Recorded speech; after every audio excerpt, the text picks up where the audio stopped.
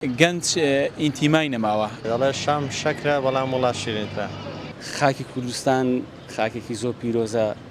بۆ تەڵکەوێت کۆز دەکەیت؟ نەخێر کۆچ ناکەم.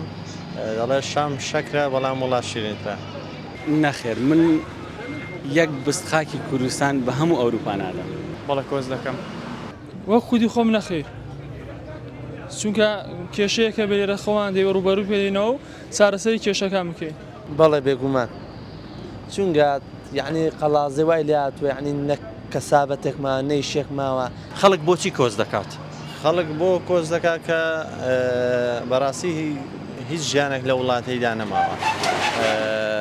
خەڵک وەڕەز بووە لە ئەو ژیانە دووبارەی هەموو ڕۆژێک ئاو نییە، موچە نییە، کارەبا نییە، غاز نییە، بەنزین نییە. خەڵک یعنی مێشی بۆ شتانە پڕ بۆ لێرەکانە. لەبەر نەبوونی پارە، لەبەر بێکاری، لەبەر بێ ئیشی، لەبەر پێداویستی. ینی لە کوردستان وای لێ هاتووە نە ئیش هەیە، نە پارە هەیە، نە کەسابەت هەیە، نە هیچ هەیە، نە بازار هەیە. فەرمەوە ماوەی نزیکەی 70 ڕۆژە مەعاش نهاتووە. خەڵک بۆی کۆز دەکات ڕاستی نەک ئیشێک ما نە کەسابەتێک ماوە یعنی نە خوێندنێک ماوە. ئێستا یعنی لە پۆی 12 تاوکە یعنی قەت نابێ هیچ. گەنج ئینتیمای نەماوە. ئەو ئینتیماش ڕاستی ئەوانەی کە بەرپرسن لە وڵاتەیدا ئەوان دەتوان ئەو ئینتیما بجێڕنەوە بۆ گەنجانەی کە کۆس نەکەن. بێ ئیشە، بێکاریە. یعنی پرۆژەیەکی جوان نییە بۆ ئەو گەنجانە لە 1995 گەنجە کۆز دەکات. هیچ هەلی کارێک نییە لەو بەتایبەت لە دەڤەری ڕاپەڕین لە شاری خەڵازی خۆشەویست نییە و نەبووە. ڕێگای ئەوروپا ینی ئەو بەهەشتەیە کە خەڵک ژیانی خۆی بۆ دەخاتە مەترسیەوە. وەڵای بێگومان لە چاو خەڵازی بەریتانیا باشتە. ئارەوڵا لە چاو بەریتانیا لە چاو قەڵازێ باشتە چونکە یعنی هەر بەزدی نە ئیشێک هەیە نە کەسابەتێکە یعنی شوێنێک بکرێتەوە گەنجەکان تێدا نیشتە جێبن یان شتێک کە ڕووی تێکەن یان کار و کەسابەت هەبێت.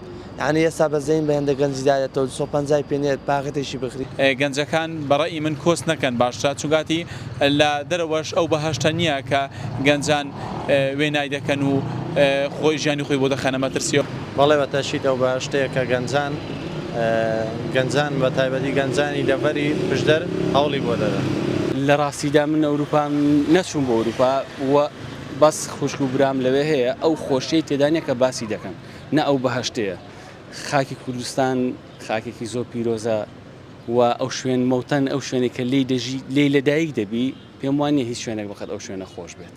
ئەو بەهەشتەیە بە تایبەت بۆ کوردستان ئەو گەنجانەیەکە دەڕۆن بەرەو ئەوروپا بۆوان بەهەشتا چکا لەوێ ژیان هەیە، لێوێ مافی مرۆڤ هەیە، لەوێ ئیشکردن هەیە، پارە هەیە.